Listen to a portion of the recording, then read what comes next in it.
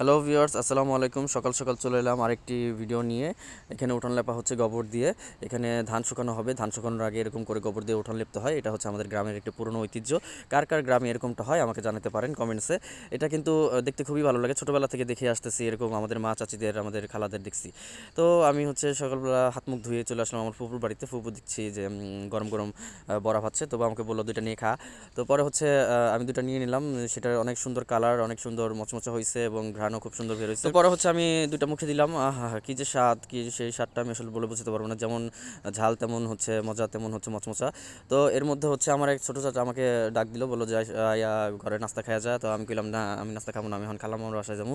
তো আমাদের সব আত্মীয় স্বজনদের বাড়ি কিন্তু এক জায়গা দিয়েই, হাঁটার ডিস্টেন্স, খুবই সুবিধা হয়। সব খালা মামা ফুপু যা যা আছে সব এক জায়গা দিয়ে।